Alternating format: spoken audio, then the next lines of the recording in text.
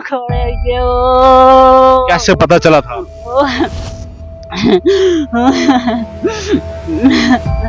पता बाद च चलिया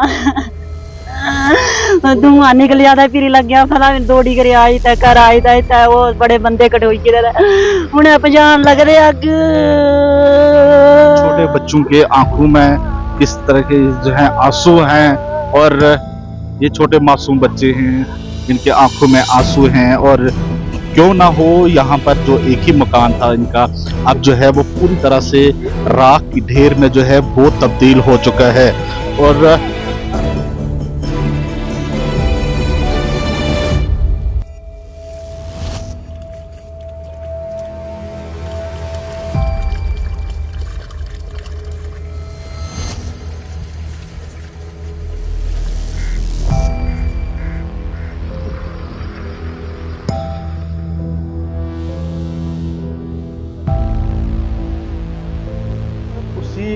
रिहायशगाह में मौजूद हूँ जहाँ पर कुछ समय पहले तक यहाँ के जो बाशिंदे हैं, यहाँ के जो लोग थे इस घर के, वो यहाँ पर इस घर में आराम करते थे और यहाँ पर उनका रहन सहन था। और अब किस तरह से वो एक मिट्टी के मलबे में और साथ साथ में मैं कहूँ कि राख के ढेर में जो है वो तब्दील हो चुका है। और मैं अपने सहयोगी को कहना चाहूँगा वो ज़रा तस्वीरें इस तरफ की दिखाए कि किस तरह से यहाँ पर अभी भी आपको आग का धुआं जो है वो नज़र आ रहा होगा। और यहाँ पर कुछ सामान जो है अभी भी यहाँ पर आपको नज़र आ रहा होगा कि किस तरह का सामान जो था वो इस घर के अंदर जो था वो मौजूद था।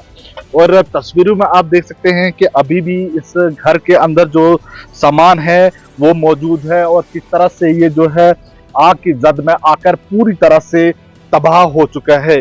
और हालांकि यहाँ पर लोगों का कहना है कि यहाँ पर समय रहते अगर इस आग के ऊपर काबू नहीं पाया गया होता तो ये आग और भी कुछ घरों को जो है अपनी जद में ले लेती। और मैं आपको बता दूं कि यहाँ पर जो है वो प्रशासन के कुछ अधिकारी जो हैं वो भी पहुंचे हैं और यहाँ पर मुआयना किया जा रहा है कि आखिर कितना यहाँ पर जो है नुकसान हुआ है। और यहाँ पर आप तस्वीर में देख सकते हैं किस तरह से सामान जो है आपको ये बिखरा नजर आ रहा होगा। पूरी तरह से जो ये मकान है अब जो है जल चुका है। हालांकि थोड़ा बहुत सामान जो है यहाँ पर निकाला गया लेकिन ये अब किसी काम का नहीं है। और सकते हैं अपने कुछ अधिकारी हैं वो यहाँ पर पहुंचे हैं, वो यहाँ पर मुआयना कर रहे हैं। और किस तरह से ये जो बच्ची आप देख रहे हैं ये उस समय मकान के अंदर जो थी वो मौजूद थी। और इन्हीं के चीख पुकार सुनने के बाद यहाँ पर जो आसपास लोग जो हैं वो दौड़े चले आते हैं और आग बुझाने की भले ही कोशिश की जाती है लेकिन जब तक आग पर काबू पाया जाता तब तक काफी देर हो चुकी थी और पूरी तरह से मकान जो है वो जल चुका था। आप कहाँ थे उस समय? डंडी पे गए खोड़े गए वो। कैसे पता चला था?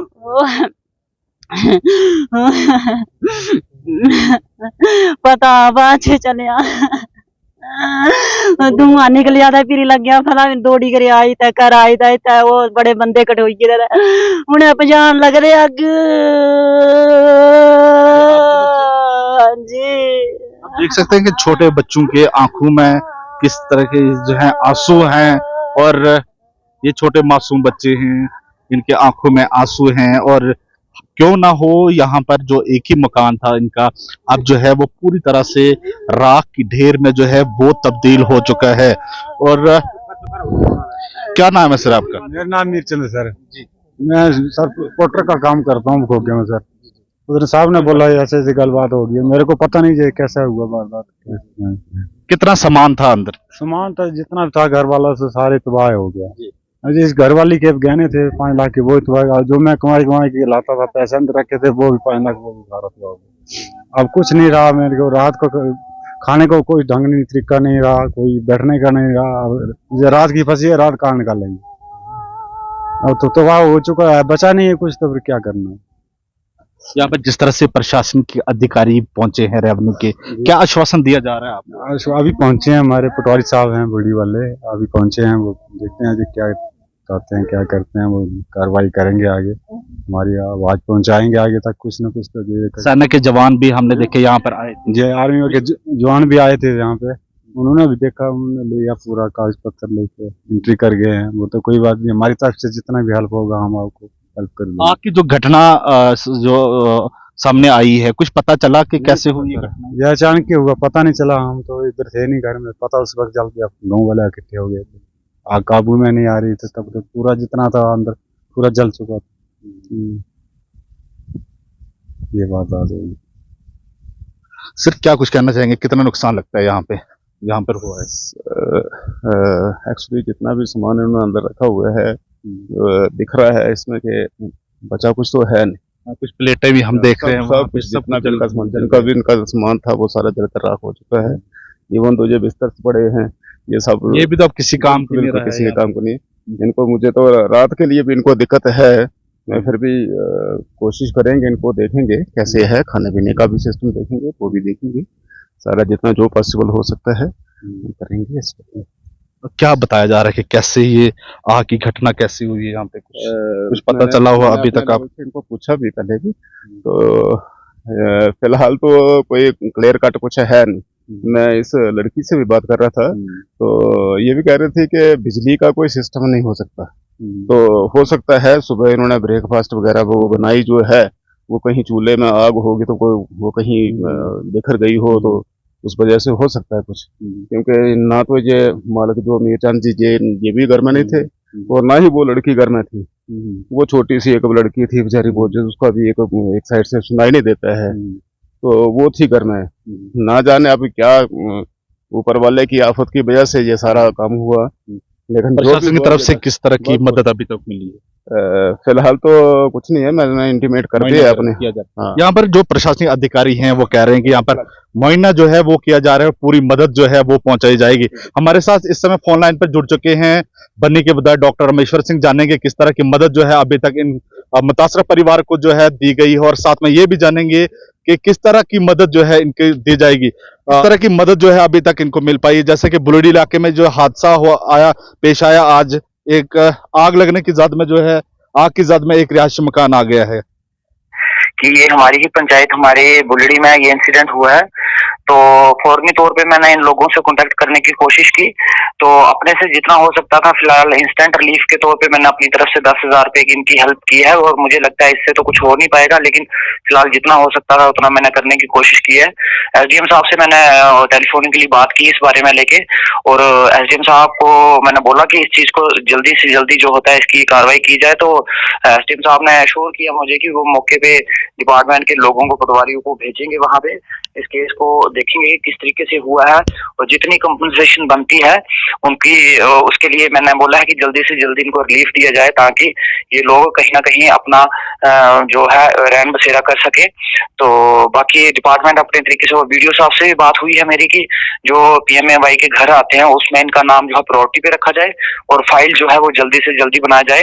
तो अपनी तरफ से मेरा जितना हो सकता है मैं इस केस पे नजर बना के रखी हुई है मैंने, और जितनी इनको हेल्प की जरूरत होगी ये डायरेक्टली मुझे बोल भी सकते हैं, और जो भी मुझे लगेगा। अक्सर इस तरह के जब हादसे पेश आए बन्नी में, तब तक लोग सामने आए हैं मदद के लिए, और किस तरह के लोगों से भी अपील करना चाहेंगे कि मदद के लिए सामने आए। जिस तरह से मैं देख पा रहा हूँ यहाँ पर ग्राउंड जीरो पर सामान बिखरा हुआ, जो भी निकाला है वो भी जो है यूज के काबिल नहीं है, अपील करना चाहेंगे। देखिए जिस तरीके से ये आग लगी है और जिस तरीके से वीडियो के माध्यम से मैं देख पा रहा हूँ, तो मुझे तो नहीं लगता कि कुछ भी बचा होगा इनको खाने के लिए या रहने के लिए, या कुछ भी इनके घर में कुछ सामान बचा होगा। और मैं अपने बनी के लोगों की तारीफ करना चाहूंगा कि जब भी इस तरह का केस हुआ है, पूरा बनी इकट्ठा हुआ है, बिना जात मजहब हिंदू मुसलमान के सारे लोग इंस्टेंटली मदद के लिए आगे आते हैं। ऐसे बहुत से केस हुए हैं बनी में जिसमें लोगों ने बढ़ चढ़ के मदद की है, और मैं उम्मीद करता हूँ इस केस में भी सभी लोग जितनी एनजीओज हैं, जितनी ऑर्गेनाइजेशंस हैं, सभी इनकी हेल्प के लिए आएंगे। और मैं आपके मीडिया के माध्यम से सबको हाथ जोड़ के रिक्वेस्ट करूंगा कि अपने से जितनी हो सकती है यथाशक्ति इनकी हेल्प करने की कोशिश करें, क्योंकि ये इनके लिए बहुत बड़ी इस वक्त विपदा की घड़ी है, और अगर हम सब मिलके इनकी कोशिश करें, हेल्प करें, तो शायद ये मुसीबत इनके सिर से टल सकती है। डॉक्टर साहब, अक्सर लोगों की आपकी डिमांड रही है फायर ब्रिगेड को लेकर, लेकिन वो सर्विसेज यहाँ पर नहीं है ताकि इस तरह की घटनाओं पर काबू किया जाए वक्त पर।